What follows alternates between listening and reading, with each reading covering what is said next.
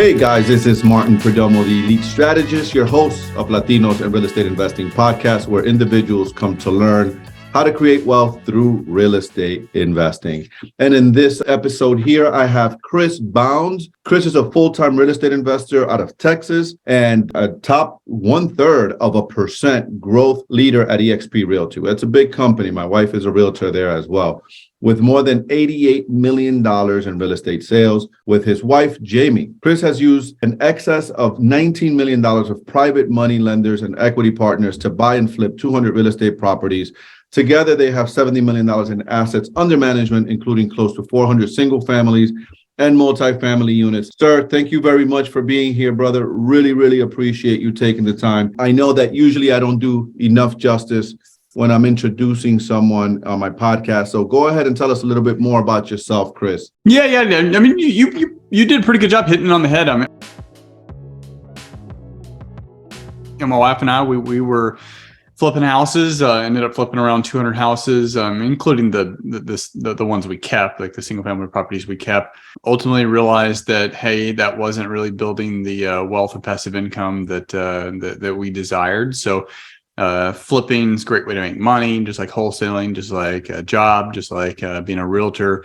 But once you sell the house, you got to do it again and again and again, and just a lot of work. So we started transitioning to more of a hold model in 2018. Then COVID happened, and it really just provided an opportunity for us to really go all in on holding assets. So we completely shut down flipping in 2020.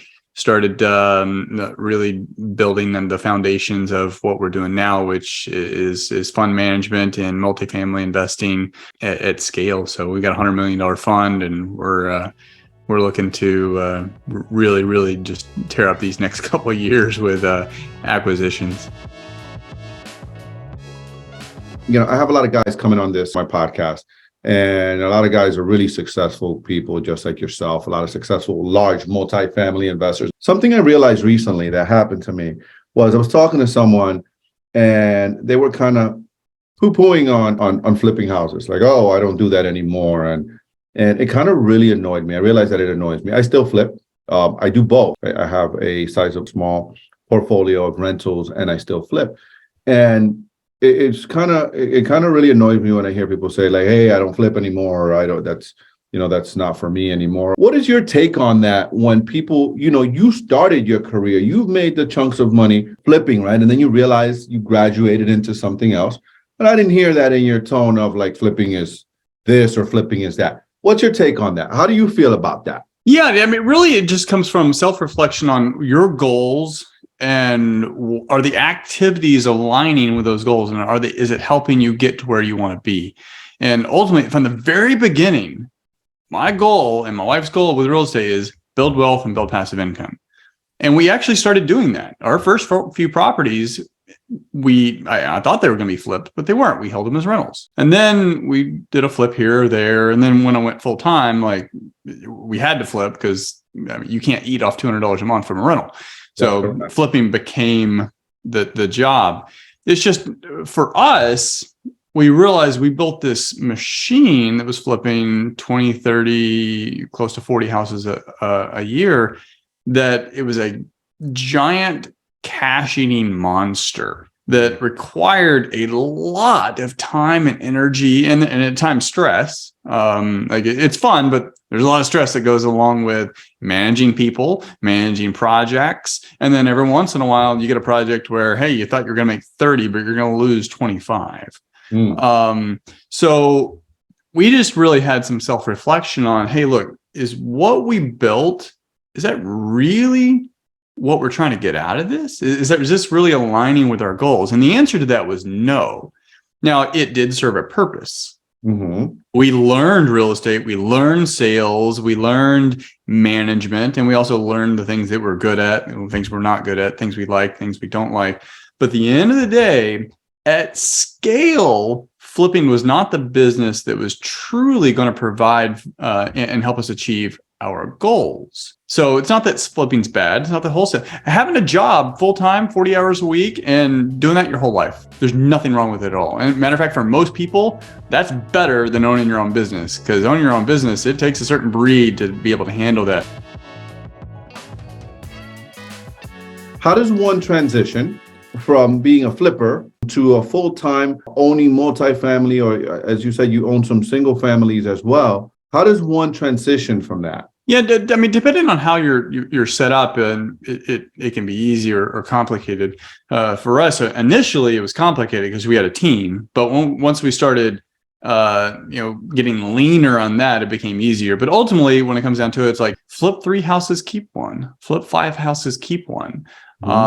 So if you can make that work, then it becomes pretty easy. Because at the end of the day, when you look back 10 years from now, guarantee anyone you ask in real estate, you can look back 10 years from now, which number are you going to be happier with? Hey, I flipped 150 properties, or the 20 you kept, the 50 you kept. I guarantee it's going to be the ones you kept. So if you can find a way to, I mean, you got to flip, you got to keep the operations going, you got to pay for payroll and marketing and all that stuff, but just find a way to keep one. And it only takes 1 a year. If you keep 1 a year and you do that for 5-10 years, you're a multimillionaire. You just have to let your tenants pay them off. Talk to me about your story. Talk to us about how does a regular guy, because at the end, we're regular people like everyone else. You're just a regular guy like anyone else, right? What you didn't tell us yet is that you're also a pilot, right? I haven't flown in a while, but I do have the license. It never expires. So you're also a pilot, right? So tell us about the human being. I want to know about Chris. I want to know about, hey, Chris didn't wake up and had 50 million in assets under management or 100 million assets under management. Tell us about that. Tell us about your family. How do you balance all that? Yeah, and it is a problem when folks look at someone's chapter 13 and compare it to their chapter 2.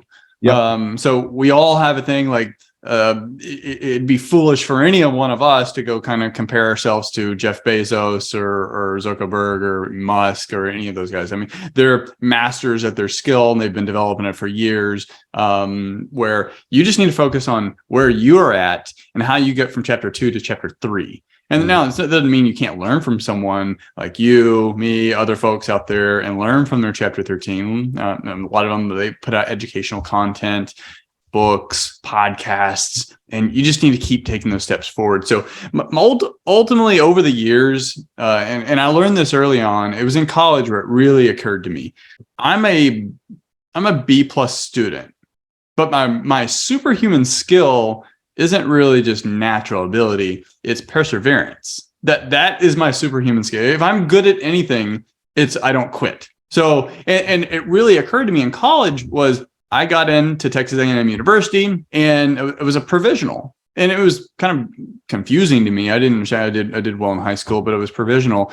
But a lot of my buddies got in and they got on like academic scholarships, yada, yada, yada. Well, fast forward 4 years later, because I graduated on time with one extra like summer session, I graduated with over a 3.0. And I watched a lot of my buddies flunk out. Why is that? It came easy to them in high school. They got in. And then when things got hard, they didn't know what to do. And they didn't have the skill set, the work ethic to push through that. I did. So I had to work for my B+ in high school. I had to work for it in college, and I love education. I didn't really enjoy traditional school, but I've had to work for that. So I think that was ingrained into me at a very young age. You just work hard. I'm not a good runner, but I did an Ironman, and I knew it wouldn't. I've never ran a marathon. I'm just like, I'm gonna sign up for an Ironman. I know I'll finish it. It's just one step at a time. One step at a time. Continue forward progress, and just don't stop. Or at least if you're going to slow down, just walk fast. And ultimately, that was my strategy for completing the Ironman. I've done this with other races, but I do it with real estate as well. I know plenty of folks who have gotten into the game and they've excelled vastly faster than me. They may have unique skill sets. They may have got the right partner or whatever. Regardless of the situation, they've done really well. I'm not worried about that. Like, that's awesome. Like, congrats. Like, maybe we can partner together on deals. I know what I'm doing. and I'm going to get there one step at a time. So we get this $100 million fund. There are folks that I know who could probably fill up a $100 million fund within a couple months. I don't care if it takes me a few months, a couple of years, like we're going to fill it up because I know what I'm doing and I know the partners that I'm working with and I know what I've done before with investors. So at the end of the day, it's just getting points on the board, continuously moving forward. So it's just adjust, take action first, adjust, get back at it. And it's just that continuous loop. Tell us about the worst deal you did. Tell us the story of the worst deal, the one you lost money, the one that you were like, holy crap, why did I do this, right? The one that took you to the brink, like, why do I do this stuff here? Why do I play this game? Tell us about this really is the worst deal. It's the one where we were really going down the rabbit hole of, hey, are we building, is this really what we want to build? So we had this deal on the northeast side of Houston, and my initial projections going on, we'd make around, I think, 40 grand or so for a flip, which is a decent flip. It's not like a home run, but it's a pretty good deal. We pitched the deal to Open Door because we at that time we were pitching everything just to see what they would do. And we thought they gave us a lowball offer and where we'd walk away with like 10. And at the time, it just didn't make sense. Like, well, why would I do that? I mean, I've got the team in place. We'll go in. It's not going to be a big deal. We lost 70. Oh, yikes. So it was weird. We put it on the market, ghost town, like no calls, no leads, no offers. Or I mean, if we had calls, it was nothing. And that went on for a little while. And it was a hot market at the time. And this is, I think, 2018. And I couldn't really understand it. And I was looking at the comps and then I zoomed out to other neighborhoods around me. And then I realized my neighborhood didn't flood, but other neighborhoods did. And while that can be a good thing in regards that, hey, my house didn't flood, but there's an excess amount of inventory all around me that I didn't really pay attention to originally, which is compressing prices because there's ample supply. So it took, I think, a year to get that property sold. We couldn't even rent it. Right. Negative cash flow. I was still getting very little traction, and it just got down to the point where I need to cut this anchor off my leg before it sinks me. So we walked away. That was very painful, but in hindsight, it led us to where we are now. Where, hey, look, why do we want to deal with that anymore? I wish I had taken Open Door on their offer. Yeah, in hindsight, right? What was your biggest lesson from that? What was the biggest thing you learned from that through that experience? What changed in your mindset and how you view deals or how you did deals? I'm sure you did flips after that because you stopped in 2020, but how you underwrote your deals moving forward from that point.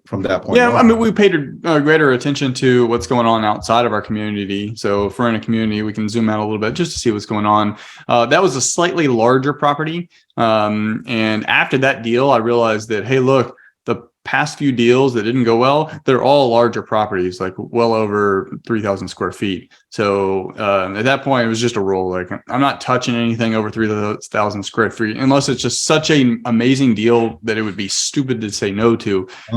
Just not even touching them anymore.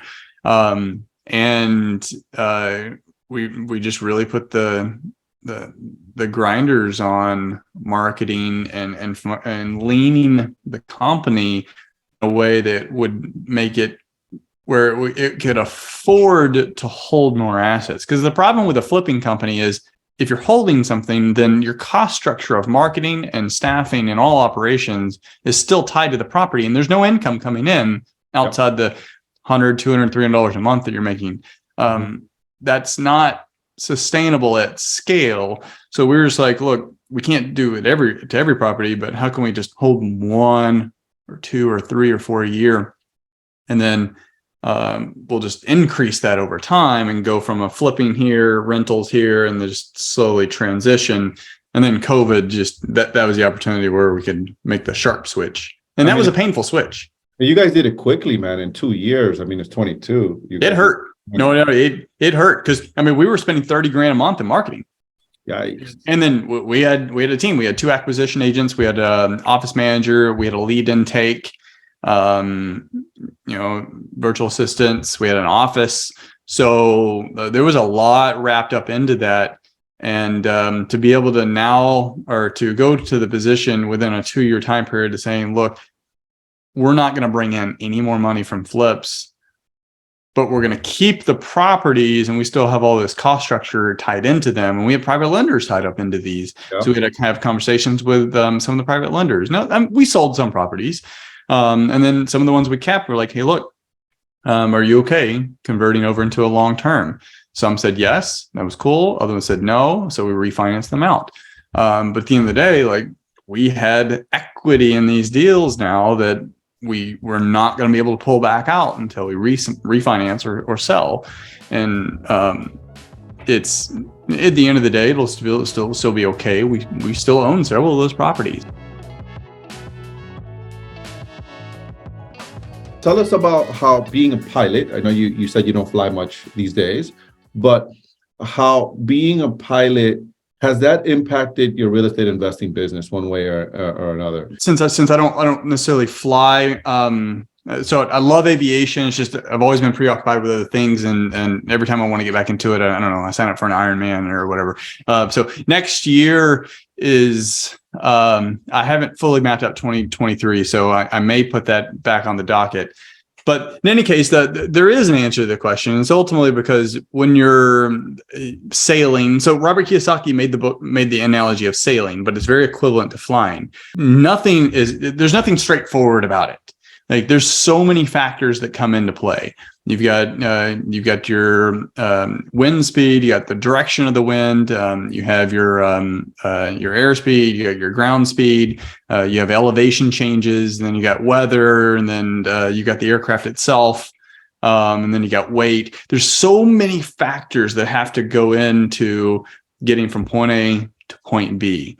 And those things change. A lot of them change during flight, depending on where you're going. So you've got to be able to adjust, and you got to be able to adjust quickly. If you don't, and say a storm comes in quickly that you just weren't prepared for, then it could be a bad situation. And pilots are trained very well to adjust quickly. Keep your eye on the horizon and be very cognizant of your environment.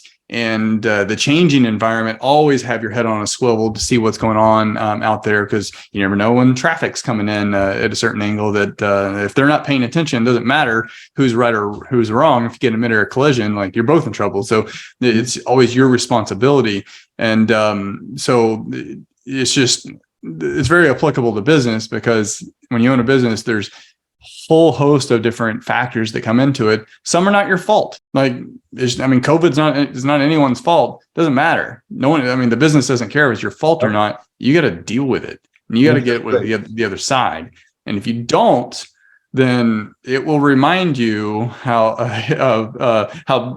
badly you mismanage it. If you mismanage it, but if you treat it well and you do what you're supposed to do, and you have your head, kind of looking around and you're working on your business, and you're not necessarily always grinding in your business, then it's very lucrative, or it can be, but it's not for everyone. How do you manage that partnership with your wife, right? How do you separate marriage from business and you guys working together? And I know for me, early in my marriage, it was we couldn't work together. We've kind of found that happy medium. But I want to know how you guys do it. You and Jamie, how do you separate the two? Because a lot of couples struggle with that. In the beginning, so she's not entrepreneurial, like she's traditional, and we're like, I don't know, been married for like 2 or 3 weeks, and I dropped the bomb on her, like, hey babe, I'm gonna start flipping houses again. So that freaked her out, but she was supportive. And then we did door knocking, and which again, that's kind of scary to her, but I'm the hustler, so I'm out there door knocking, and we get a deal, and like, okay, she gets it now. And then so she's been in the business since the beginning and still is. It's just the capacity's always changed. So we both worked full time then. And in 2015, by 2015, we're both full time in the business. So she stepped away from teaching after her first child, and she's working in the business. And then I quit my job from that first deal. Actually, that first deal, it was a rental. And when we sold it, grossed over $100,000. At the same time, my employer cut my pay by 50%. So it was just a good time to step away. But our skill sets are completely different. So she loves working with people. She's more of an extrovert, likes people, likes creative design, loves making ugly things beautiful again. So the house flipping was a lot of fun. So she mainly managed the contractors and project management. Me, on the other hand, I was better with sales and marketing. And I'm better with spreadsheets, and I'm better with, handling the front end, actually getting the leads in the door and closing them. So we worked that for a long time. Now, once we shut off flipping, her main job got pretty much shut down. So she's gone back to teaching, and she still runs our Airbnb. We still talk about things. And then once I, get to a certain, we start building the team out again for the fund. I imagine she'll probably come back and work full time in that capacity, but she still does her Airbnb. I don't even know what she does with Airbnb. If I've told her, it's look, if you ever can't do that, I'm selling that property, because I don't have time. I don't have the patience. I'm glad it's a lake property, so I'm glad it's profiting, because I want it, but I don't want to manage that. It's been stressful at times too, because again, I'm an entrepreneur, which means I am very comfortable with risk and with turbulence. She's not. She's very accustomed to safety, stability, and there's nothing stable about being a business owner, especially with time. That's right. There's no 40-hour work week for a small business, especially if you're a solopreneur or you're a very small team. I don't care what kind of employees you have, you're the guy in charge. And it's always been me, and I'm okay with that. She's not always, but that's caused problems. And I've had to reflect and realize, okay, look, I understand where she's coming from now. And that's okay. She's got a greater understanding of where I come from now. And that's okay. So I've got to pull back my desire to be a workaholic.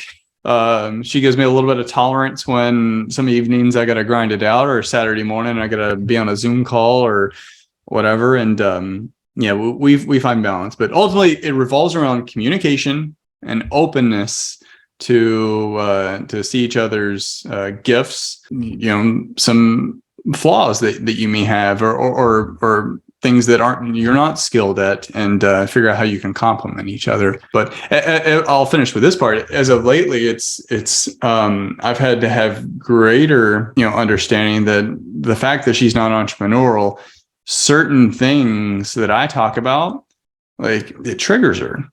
And I've had to have those mental notes that, well, I just need to deal with this on my own. I don't have to I don't have to share that, and she's okay with me not sharing that too.